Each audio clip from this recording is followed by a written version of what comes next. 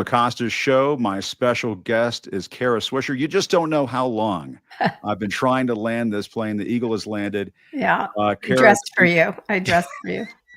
Sorry, we were trying to figure out Google Calendar here, and Jim had an issue. So I had a major issue, and I guess we could just start talking about that. No, I don't want to. You're bad at Google Calendar, sure. I'm bad at Google. I'm bad at a lot of things, but the technologies would be one of them. So over the course of this, and I won't hold you up for too long, but over the course of this little episode, you can just sort me through all these tech issues. But but seriously, thank you for doing this.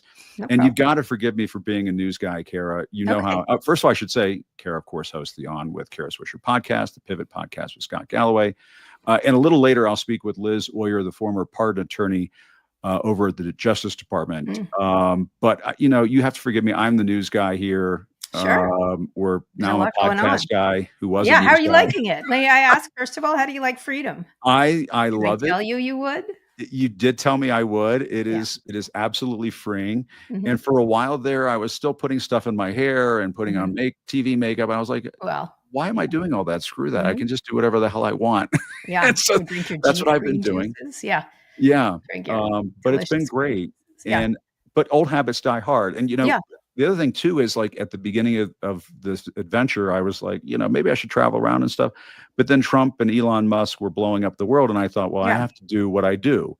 But you can do it from anywhere. You sound great. You're in Aspen right now, right? And I'm in Aspen right now. Critical is you keep your reporting skills the same. That doesn't change. It's such a canard that people who do this are lesser. Some are lesser than, that's for sure. But, Well, and when you're also kind of one of those guys, and I grew up as a local news reporter and then a general assignment correspondent and all that, you kind of learn all these little tricks of the trade and you put little tools in your tool belt. But anyway, I want to talk about media in a little bit, but you have to forgive the news guy here. Please. And I did see you were making some comments about Trump's freak out over the Epstein files. So I got to start there. Sure. I don't know if you saw this, but he's now posted on Truth Social his latest freak out. What is it? And he is saying, and we can show this to the viewers, their new scam, he's talking about the Democrats, is what we will forever call the Epstein hoax. And my past supporters, he put that in capital letters, my past supporters have bought into this bullshit hook, line, and sinker. I can say shit a whole lot more in this new format as well, Kara. I don't know if you know that, but I see that. The Jeffrey Epstein hoax. Nobody believes this. Nobody buys this. His own supporters don't buy this. Marjorie Taylor Greene doesn't buy this. Mike Johnson, the speaker, doesn't buy this. What is your sense of this? What is going on? Well, I'm sort of fixated on his cognitive decline, which I think is just clear. I mean, just it's real. Was it he wasn't important of life? Whatever that sentence was so strange. We have that soundbite too, which we can play as well. Yeah. He's like Biden was kind of the old guy in the nursing home who sort of creaks around and looks older, but is a little more with it, like has a hard time getting to the salad bar. And he's the vibrant one who's just as gone, who's yelling about the lack of pie. You know what I mean? And there's still a similar thing. So he's got a lot of vibrancy. But if you compare just even a year ago or 2 years ago, 3 years ago, it's crazy, the amount of cognitive decline. So I think he doesn't know what to do here, because what he's done, and this is interesting because when it first came up, Scott and I had an argument about it where I said, oh, no, this is going to be very resonant because I pay attention online and how much they have trained their followers to believe in conspiracy theories. That's one. And online conspiracy theories. They have put them on almost like a heroin of conspiracy theories and kept them there. One of them is sort of the QAnon branch, which is particularly virulent, right? And that's the whole Hillary Clinton has the basement, Pizza, everything else, and that even resulted in a really sad thing for that guy who went up there. He's now not living anymore. He had just ended up having a very sad life because he got sucked into this thing. Yep. Again, not an excuse for his ridiculous behavior, but an explanation. And so, when he started pushing back on this, I'm like, you have literally fed your children sugar forever, like toxic sugar, and they're diabetics, all of them. And now you're telling them not to eat. Are you kidding me? And so when that happened, everyone's like, "Oh, it's a nothing." I'm like, "No, no, no, no. This is a structural heart of." There's several conspiracy theories, and they're all linked together online. If you pay attention, one is deep state, that Yes. there's some cabal. It's often Jewish. It's often anti-Semitic, and that there's a pedophile ring. You know what I mean? In the deep state, and the Epstein thing, and the this and that.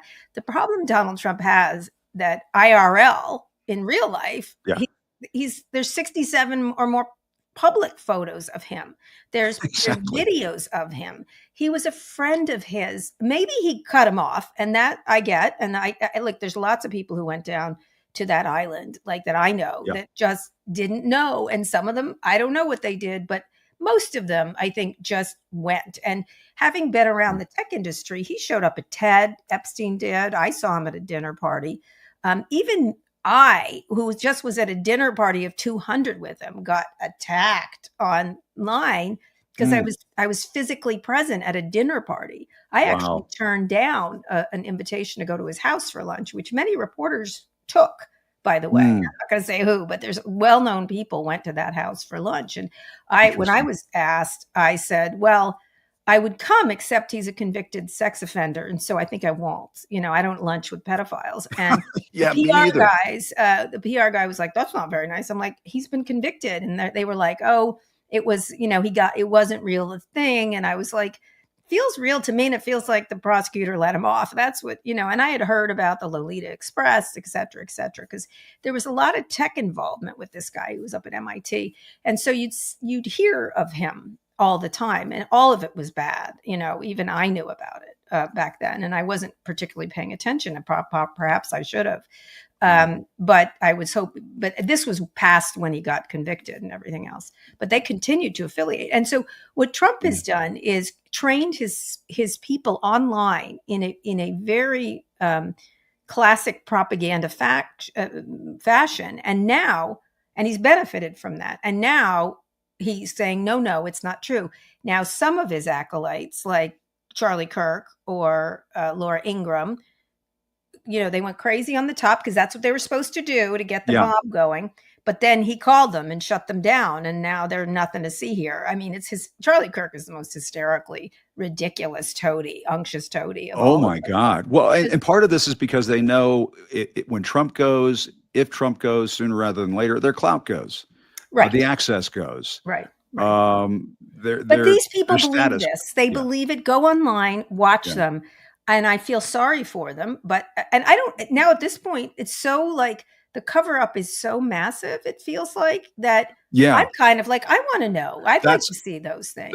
When I saw him last Tuesday freak out when that reporter asked him the question, and I've been around him a lot over the years, I thought, well, what's that all about? Why is he? Because he was a friend, right? Well, I don't know how he's in the files, but he's in the files. He's probably in there quite a bit. Is the problem he has? Yeah, and I don't know what it's for. It's just I don't either. Right, but I now like them to release them. I'm with Mike Johnson. I'm like, release the files, release the files. Every day I'm saying release the files. Yeah, and Mike Johnson is saying it. Marjorie Taylor Greene is saying it. I mean, they're the four horsemen of the Trump apocalypse. They're all sort of saying it. But except Trump might be able to shut them down, but he hasn't been able to so far. He's definitely not shutting down Bannon. That's one he will not be able to shut down. Well, let's listen to what he said yesterday, because it gets to the ridiculousness of what we're talking about here. But I'm curious, why do you think your supporters in particular have been so interested in the Epstein story and so upset about how it's been handled? I don't understand it.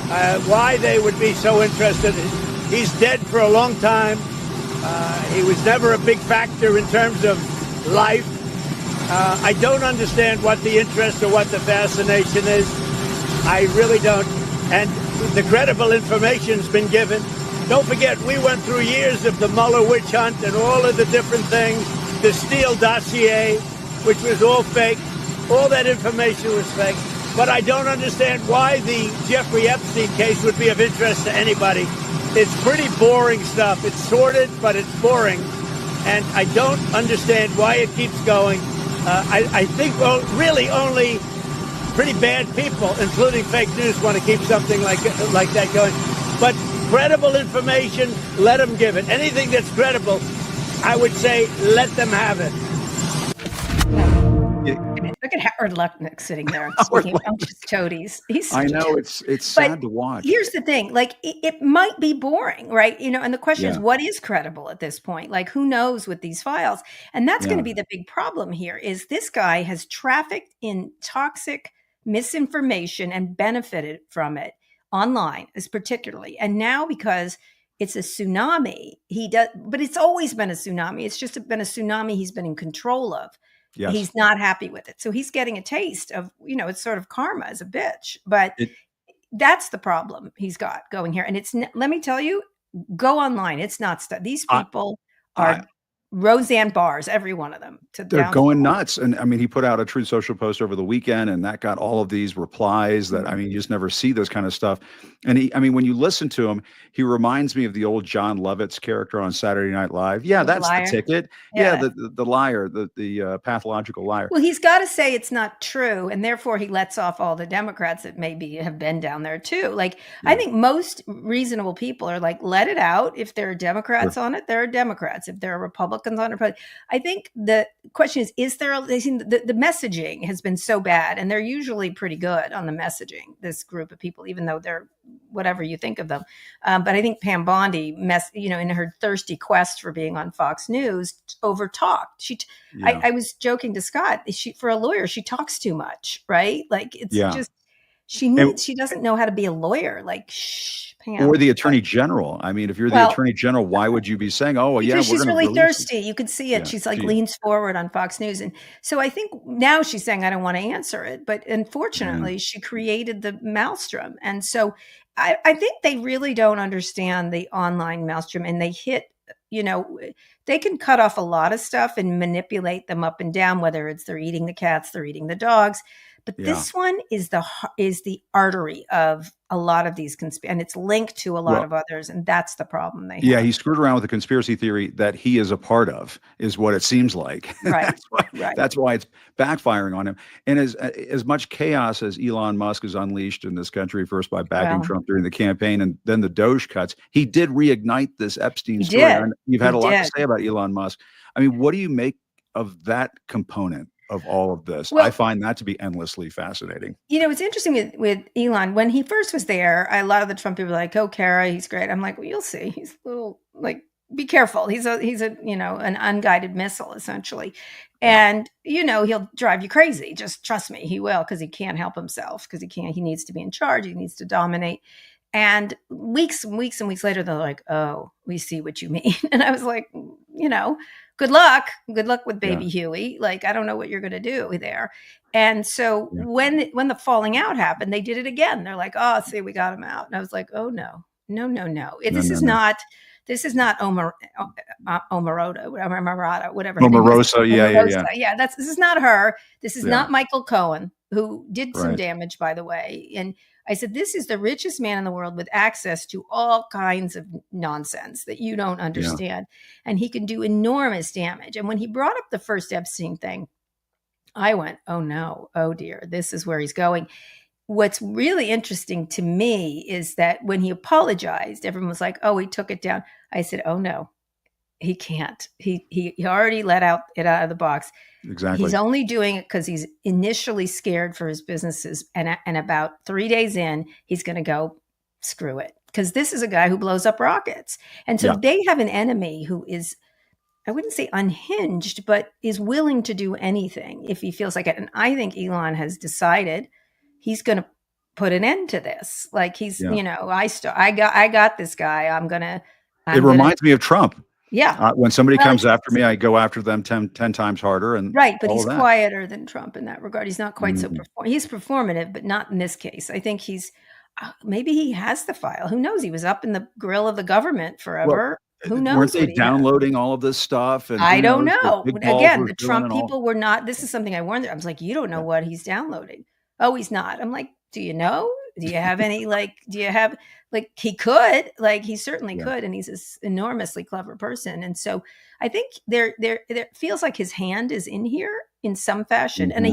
And let me say, Elon Musk is also enamored with this theory too. By the way, if you notice, the pedophile thing during the Thai divers thing. He accuses people of being a pedophile all the time. Yeah, what's that all about? Do we know what? I have no idea. It's something that I think in therapy, I'm sure we'll find out someday if he ever avails himself to therapy. But he's fixated on trans issues, pedophilia, like stuff like that the state is trying to manipulate some sort of. He's down that road in reality, and as a lot of people are, by the way. Yeah. And so he's always been sort of illuminated by accusing people of pedophilia. He did it to a Twitter executive who really, the guy got death threats and everything else. So this is something he's very comfortable doing. He shot Bannon across the bow on Bannon. He did the same thing to Bannon. Exactly. Yeah. And in that case, you, as Scott says, you kind of root for the bullets. Like, you're like, which one? Fight. What? I don't care. Like, right. You do. Yeah, maybe it is war games. Maybe it's something real here. But and the other thing, though, to go further down the rabbit hole, I have to ask you about Grok. Yeah. And I mean, it was spewing anti-Semitic and pro-Hitler stuff the other day, and it made me wonder to myself. And again, this is the novice talking, getting back to me not understanding how to use technology at the beginning of this program. Is it purely AI? Is it purely just a machine on its own? Do we even know the answer to that question? Yes, could it be human beings feeding this kind of crap in there, and that's it's why in there. It's in there. I think Elon actually did have a good explanation. Like, first he thought it was too woke, but it's whatever is fed in. I mean, there's an expression. I think it's garbage in, garbage out. Garbage in, garbage out. And so if you put garbage in, you're going to get. And so what it initially was is they programmed it, and he thought it was too woke, right? It was too reasonable. It was too, and it started attacking him, if you remember, like, Elon, of course, is a ridiculous fool or whatever. It did several of those, and took issue with some of his behaviors, and then he fixed it just the way he pointed people on Twitter to him. Like, you had to get him in his feed. Even that wasn't natural. He forced you to look at him, right? Essentially. Right. And listen, he bought it for a lot of money. He can do that if he's that much of a narcissist. That's fine. Yeah. It's irritating. It makes the product less good, but whatever. Yeah. Like, it's horrible. Yeah. But he doesn't care. He doesn't care. So one of the things that he did is he must have tweaked it in some fashion. And one of them that I think Wired was reporting on is it again was pulling from him. So that's his personality. Like that's what I wonder.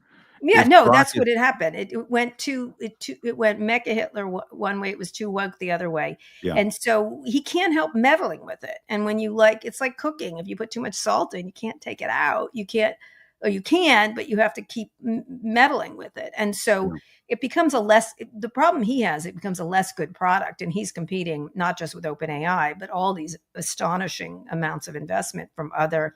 So if he hopes to make Grok a commercial product, which it just is not now, given how many competitors there are, he's spending $1 billion, something, whatever. It's a lot of money. And he's in lawsuits about pollution in the Midwest because of the energy necessary.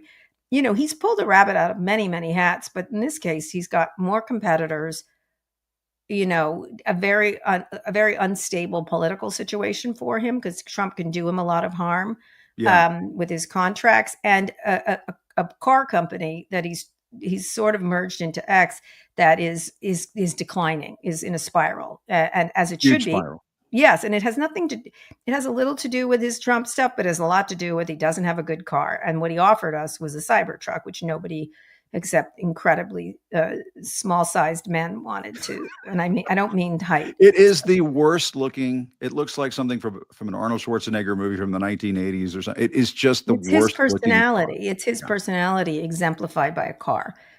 You look at that car and you see Elon Musk kind of thing. And it's like driving Grok or something. Right. And meanwhile, he's allowed BYD, which is very much helped by the Chinese government. But nonetheless, the cars are terrific. So I saw those all over Europe. I was in Portugal all over Europe. Those could have been Teslas. Oh my gosh. They are nice looking cars, and they look like they're inexpensive. They're different prices. He could have done that, and he took his eye off the ball for whatever reason. He's maybe not interested in it.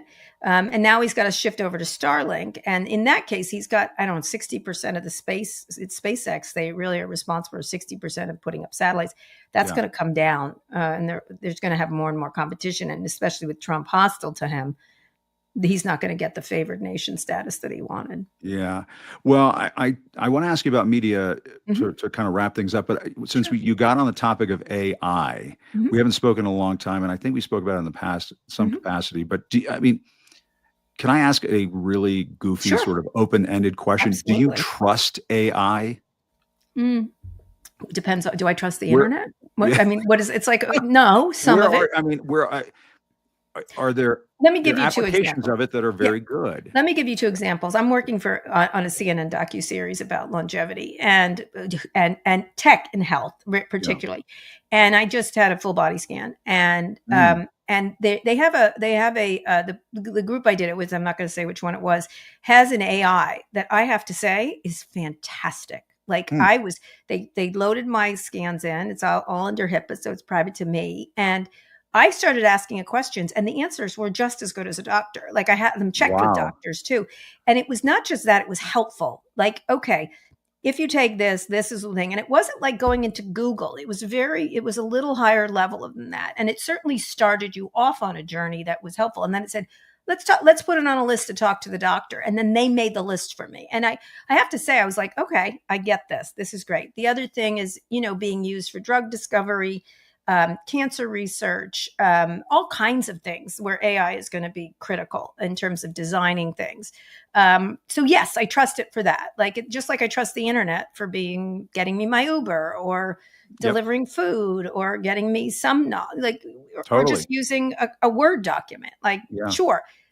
I also know what the internet did, which is give us QAnon, which is give us what the mess Trump is in right now, which gave us self-esteem for girls going down. So there's that there too. And it's on steroids. And so my issue with the entire endeavor is that one, the government is not involved as much as it had been on other major issues like nuclear energy, things like that. And it's 4 or 5 companies that are going to make these determinations without any guardrails.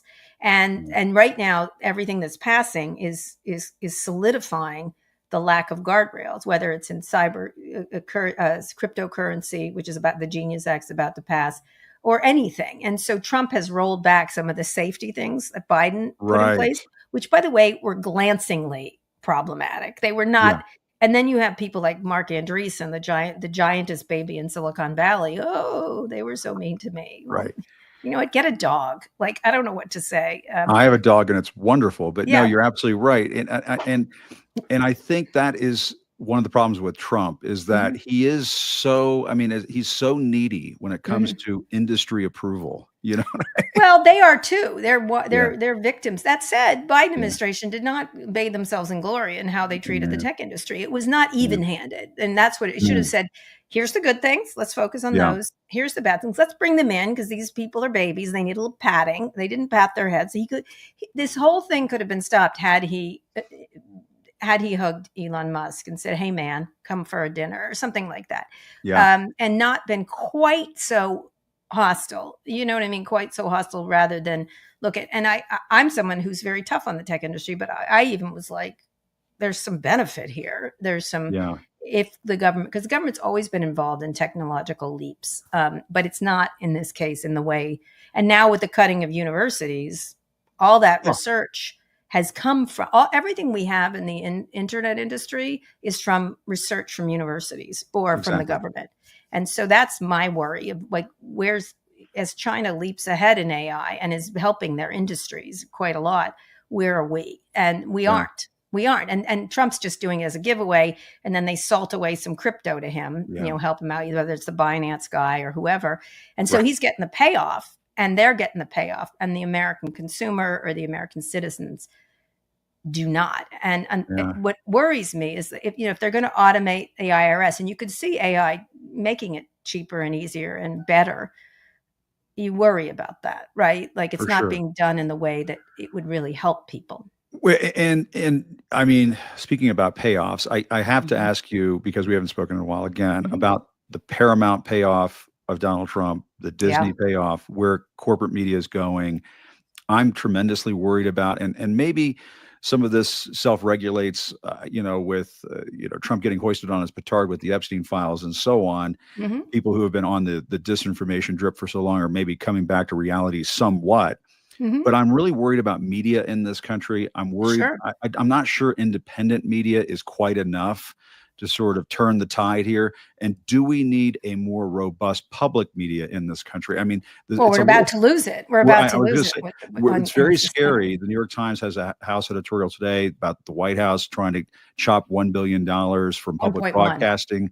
Nearly 1 in 5 NPR member stations could close down without federal funding.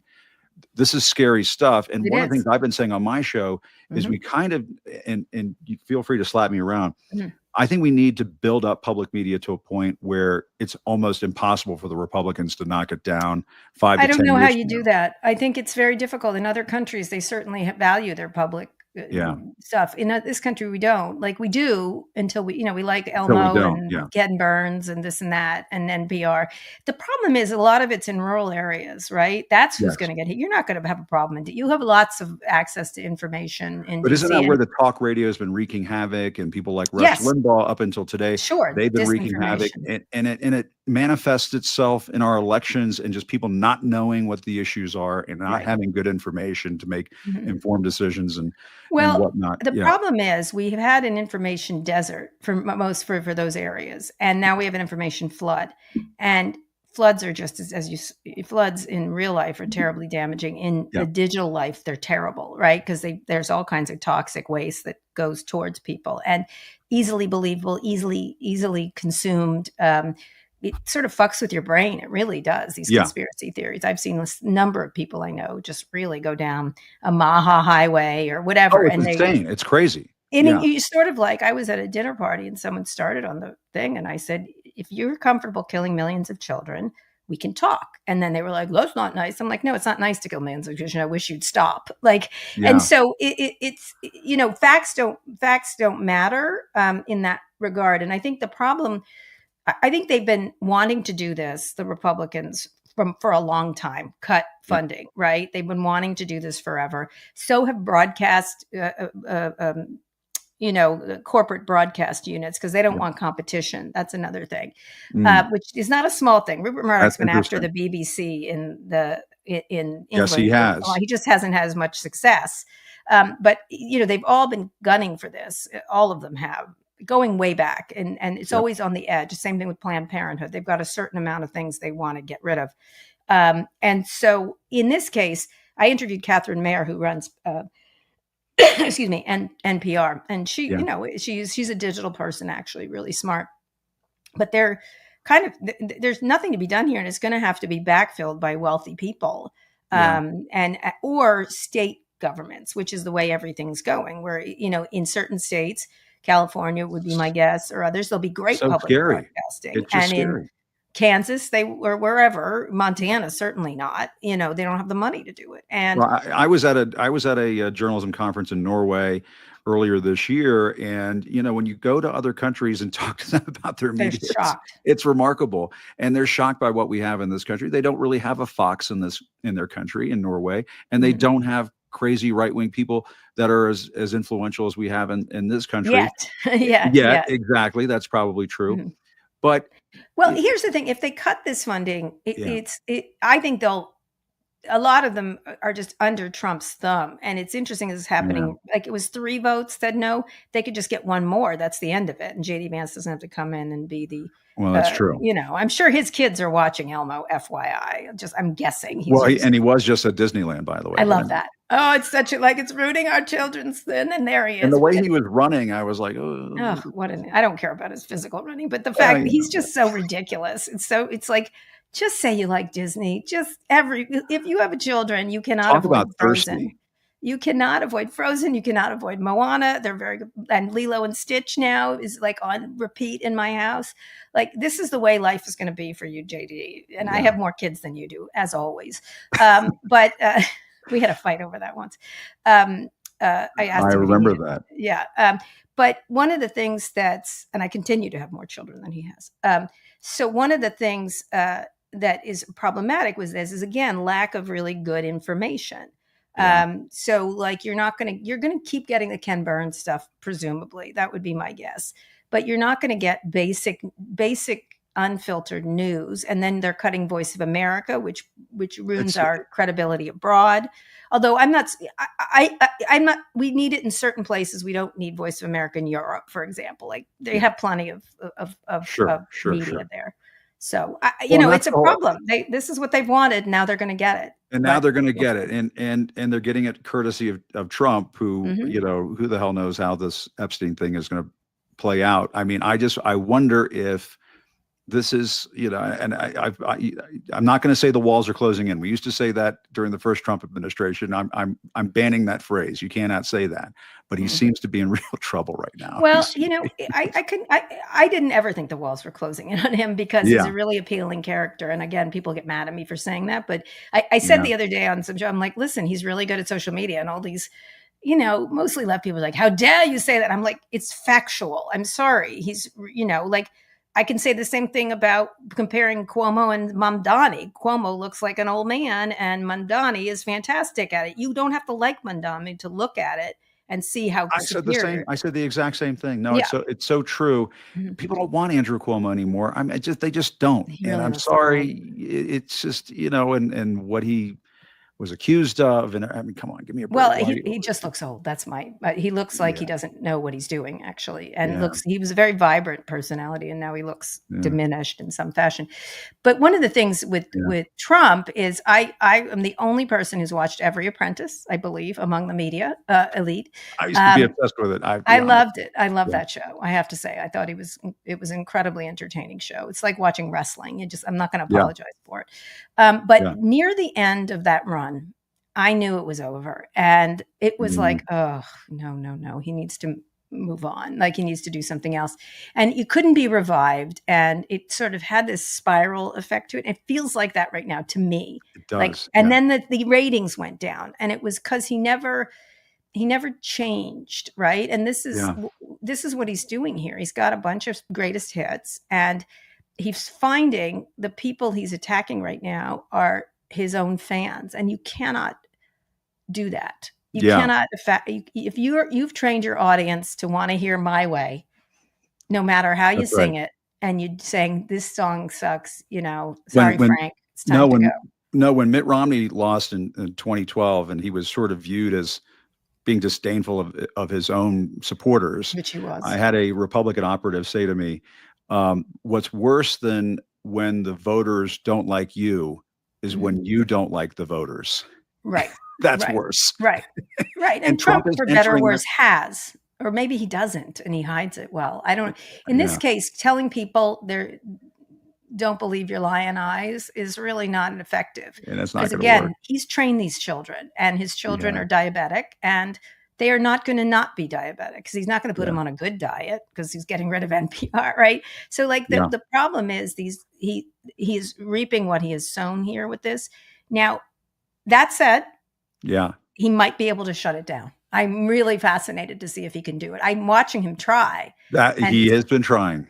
And I'm trying to, I think that the move right now, it looks like online at least, this is a made up file. We have now found out it's actually made by Comey and Obama and my uncle who died in 1985. That whole thing. I see, again, cognitive decline there. That's like an old person telling, my cousin did the Unabomber, or my uncle did I was like, well, he was saying that last night. He was talking about but it's not true. The Unabomber, and it's not true. His uncle died. His uncle actually was a very well-known. It was very competent in that, but was dead before the Unabomber arrived. Yeah. Well, Kara, this has been an absolute joy for me. I'm so glad we reconnected. Thank you. I feel I'm like so we go sorry. on and on and on. No. This is wonderful. I mean, I'm very proud of you that you're doing this, Jim. Oh my goodness, that means so much to me. Well, I'm proud of everyone who does it, who actually sticks with the reporting. And I'd love to see you out in the field a little bit. I like Jim Acosta in the field. I like doing that too. I might do that some more. I've done some town halls. They've been fun. And it kind of feels like being in the field. But I've got some things in the hopper here that we might be doing soon. But I've been just copying off of you. I've been just getting my That's fine by me. Everybody does, Jim. Everybody does, and then acts like they invented it. It's funny. And some of them, can I just say, some of them are terrible and they're good at it. And so I'm like, oh, they're using my playbook the wrong way. But I'm not going to say who, but you can guess. I can guess, and I probably would guess well, but let's not. We won't do that. We'll be classy about it. But Kara, great. Can I just say one more thing? The Paramount payoff, the ABC payoff. Oh yes, absolutely. I forgot. Yes, the ABC payoff. They had a problem, probably is my guess, and a court problem. And so paying it off, if you're in that situation, you're like, we're going to win, but it's going to hurt, right? And so, or maybe we won't, or whatever. And so in that case, I'm guessing there were emails or texts that weren't so great, didn't make them look so good. So they decided just to turf it.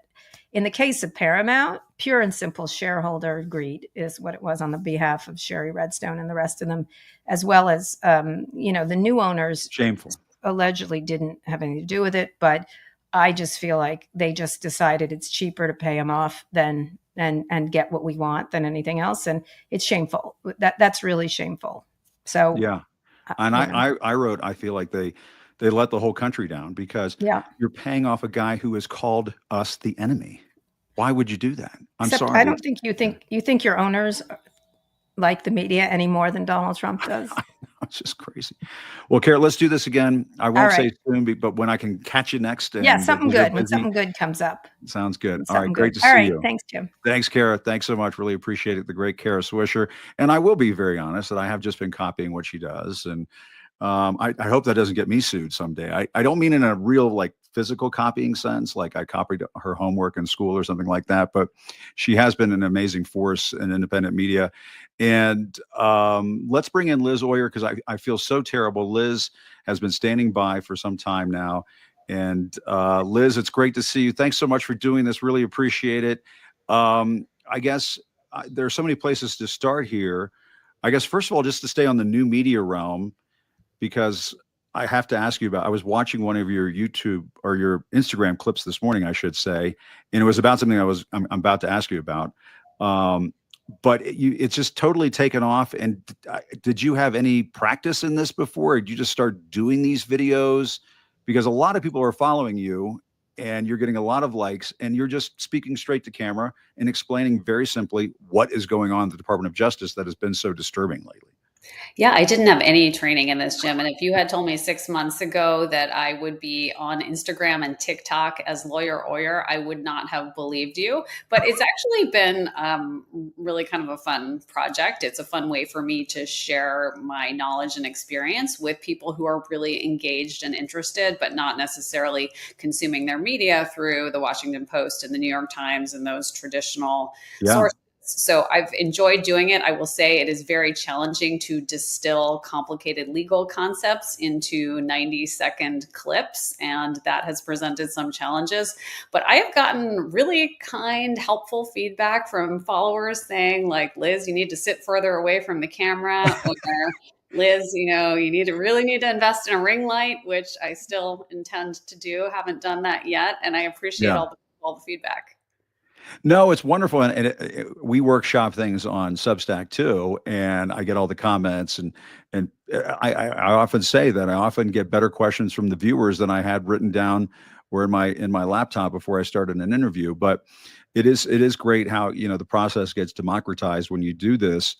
And it sort of gets back to what I was talking about Kara Swisher earlier, which is, AI can be good in some ways, AI can be bad in some ways, and same goes for the internet. And this is one of those cases. But the thing that you did on Instagram, and I think I was just looking at it this morning, I want to ask you about, is the firing of the ethics advisor over at the Department of Justice on Friday in the middle of this Epstein mess. The New York Times says, a new batch of more than 20 career employees at the department and its component agencies were fired on Friday, including the Attorney General's own ethics advisor, Joseph W. Terrell. And this is something you were talking about on Instagram and why this is so very disturbing. Yeah, this is something that has flown under the radar a little bit, but it is really important. And I'm not sure that it's readily obvious to people why it's so important. the Department of Justice has career nonpartisan employees throughout the department, and their role is to preserve the institution, the integrity of the institution. So this particular individual, his role was to advise the Attorney General, her staff, and officials throughout the department about how to comply with federal ethics laws, how to make sure that the Department of Justice is conducting itself with the utmost integrity, because that should matter to the American people and to the institutions that we rely on. So this nonpartisan employee was abruptly fired by Pam Bondi on Friday amidst all of the Epstein madness, and it sort of flew under the radar. But the implications of this are really big. This is the person who would advise the Attorney General about things like what gifts she can accept. So let's just say, hypothetically, the Attorney General was thinking about accepting an airplane from a foreign government. This person would advise her, is that or is that not lawful and ethical? Or let's say the Attorney General is considering a legal matter in which her brother, who's also an attorney, is representing a client before the Department of Justice. This ethics official would tell her, maybe you ought to recuse yourself from that case because of conflict of interest rules. So these types of sort of in the weeds administrative rules that the department has always taken for granted are like embedded into the fabric of the Department of Justice. And you need somebody who understands them and who's not political or partisan, who can advise the leadership about how to comply with those rules, because it's really important to the legitimacy of the whole institution. And that's the person that Pam Bondi fired on Friday. Well, and isn't it also interesting, Liz, I mean, that this person was fired in the middle of this Epstein mess? I mean, I guess this would have been like 5 or 6 days or so, following that release of that Department of Justice memo that, I mean, basically, when you look at it, tries to sweep the Epstein case under the rug. Might it have anything to do with that? And I guess overall, what has been your reaction to the way Pam Bondi has handled this? Because again, it just, to me, I'm of the mindset there's really no way. I mean, I suppose there could be a way, but there's really no way that there wasn't some sort of White House pressure on the Department of Justice, on Pam Bondi, to put out that memo. That's just my guess. What have been your thoughts on all this? Yeah, it has seemed clear throughout the reign of Pam Bondi that she really is just a figurehead. She's out there as sort of the talking head for the Department of Justice, but the shots are being called in the White House and they are being pushed down to her. She doesn't seem to have any independent agenda or independent thinking on any of these issues. She's just executing on the orders that are coming from the White House. And that's what's made her so valuable to the president. And that's probably why she's going to prevail, to the extent it's her versus Kash Patel and Dan Bongino. My money is on Pam Bondi because she has really put herself out there effectively as the talking head of the president. And she doesn't seem to ask questions or push back at all, which seems to be what he wants in his attorney general. And he's said that. So yeah. I think that it's a reflection on sort of where how that power structure is working under the current administration. And I think, unfortunately, it's been a really big distraction, the whole Epstein issue, from things that actually matter. The firing of the ethics director, that happened on a Friday. The department seems to really like to fire people on Fridays. Yeah. I was fired at 2:00 on a Friday afternoon. Mm-hmm. Many of my other fellow fired DOJ employees were fired on a Friday, and they want to kind of like sweep that under the rug and have it not be part of the media cycle.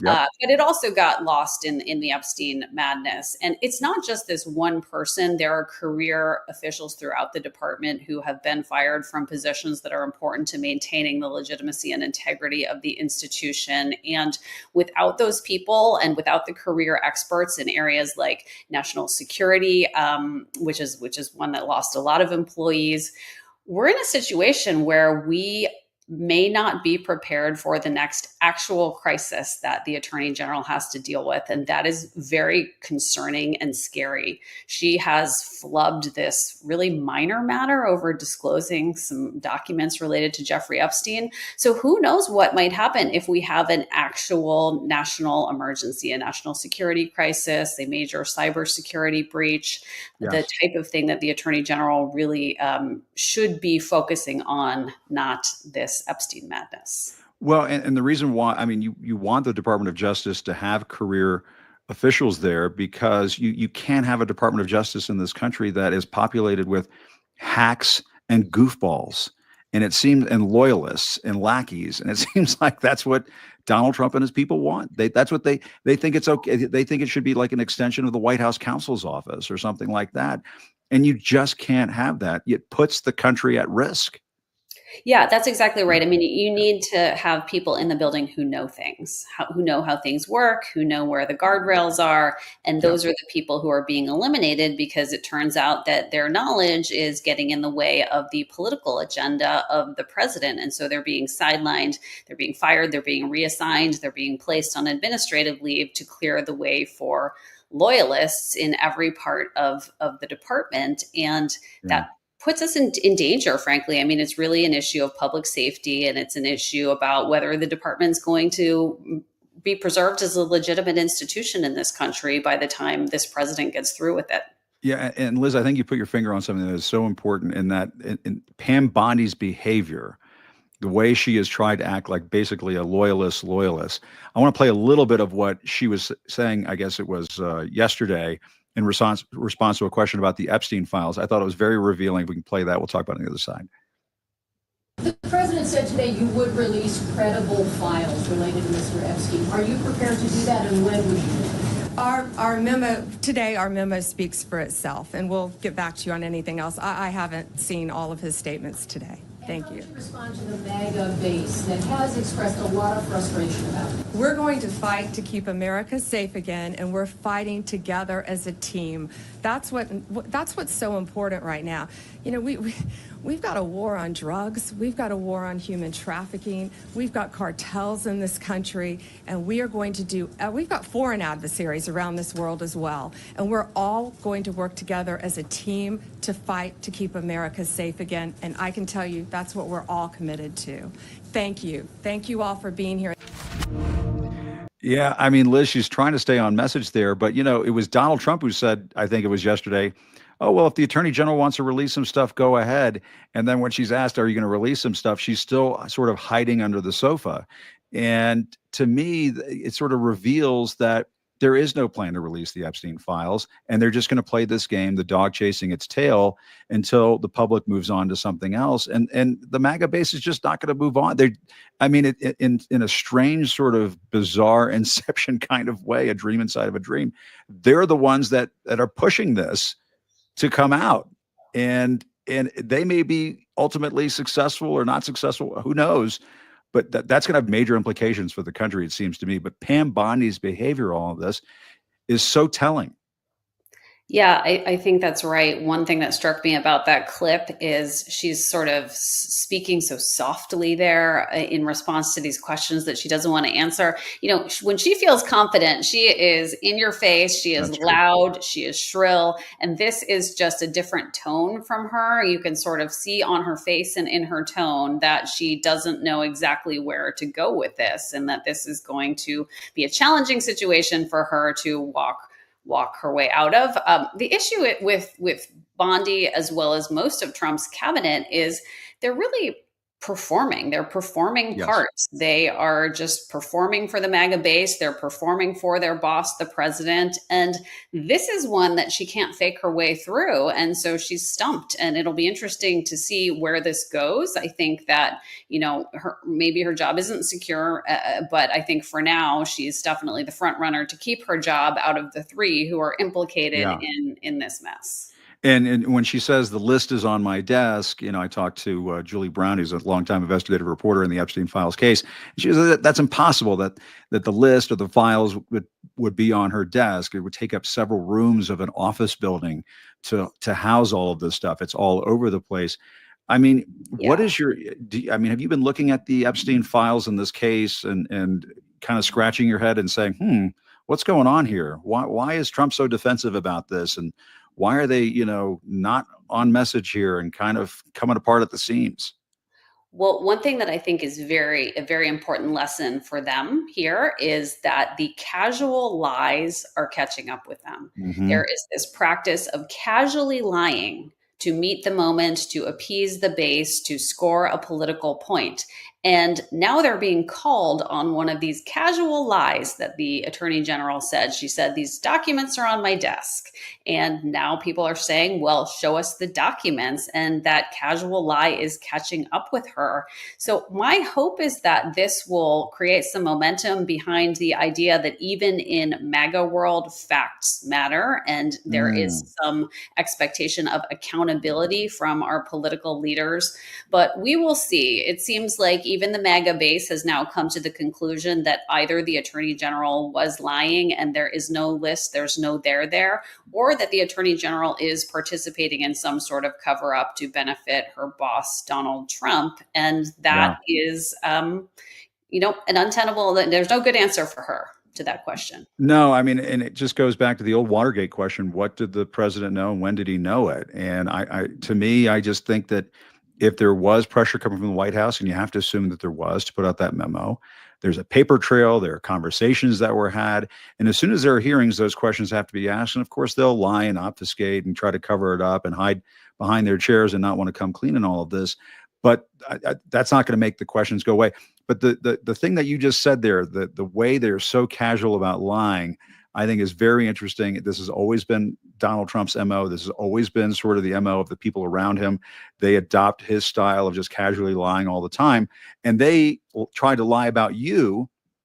And in that New York Times article we were talking about earlier about Terrell and the ethics advisor to Pam Bondi and so on, it mentions, I think, that they basically have acknowledged the facts that you have stipulated in your own firing.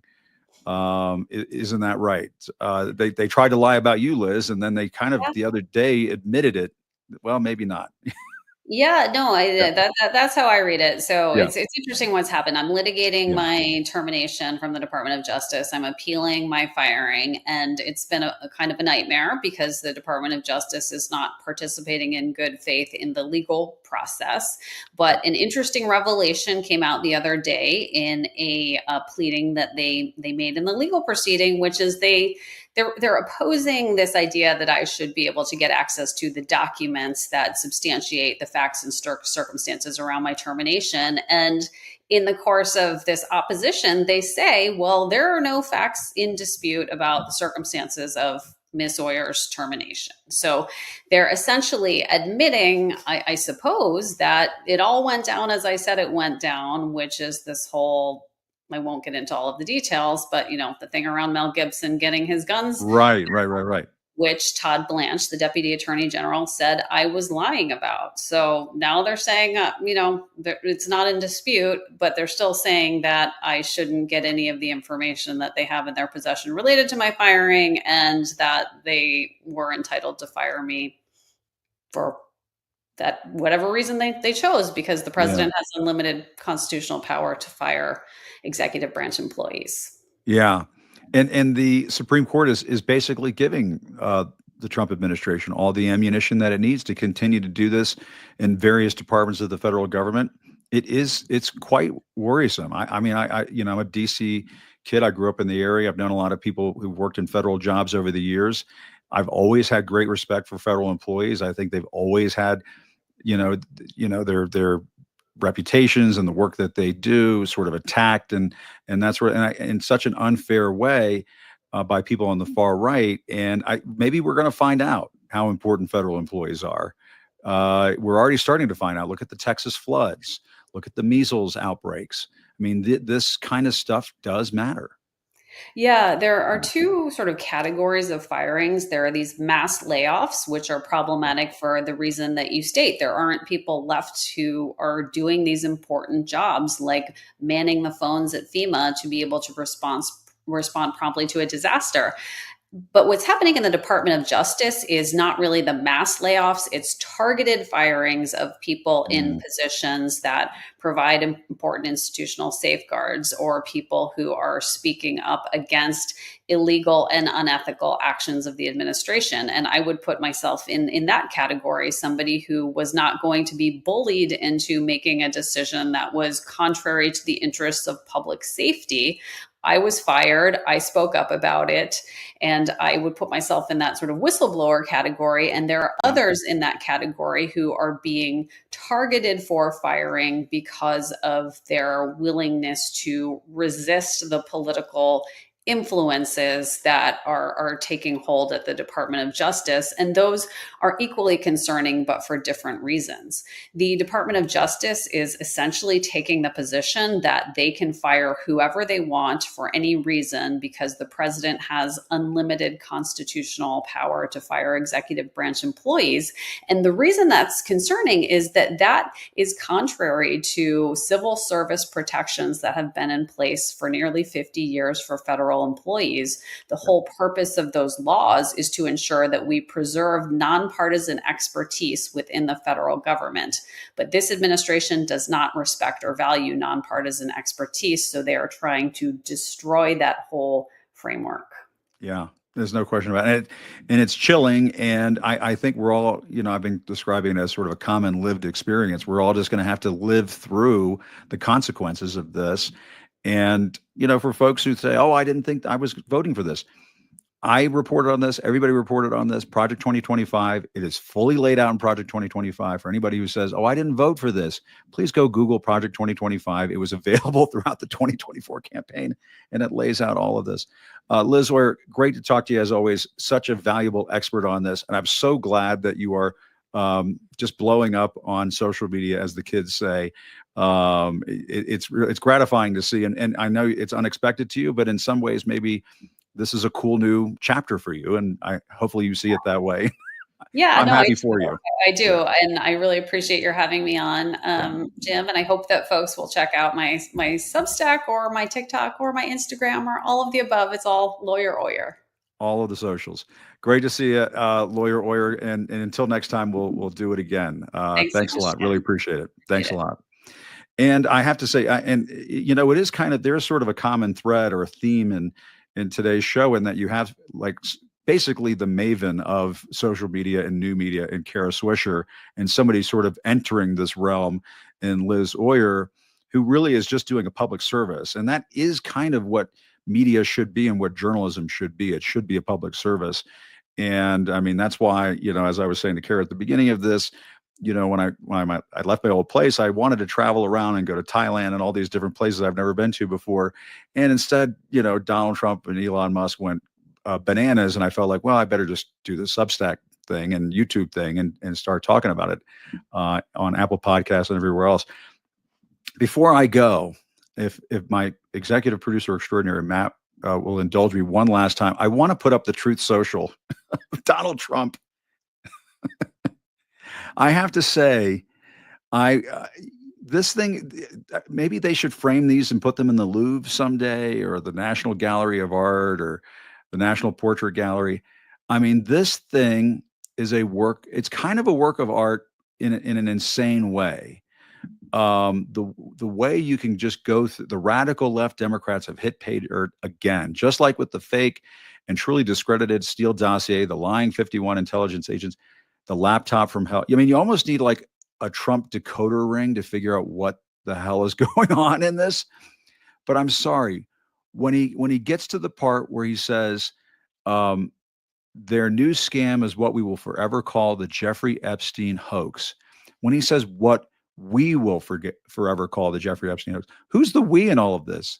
The only we in this is Donald Trump. I guess he's using the royal we here and talking about this, because the MAGA base is not calling it the Jeffrey Epstein hoax.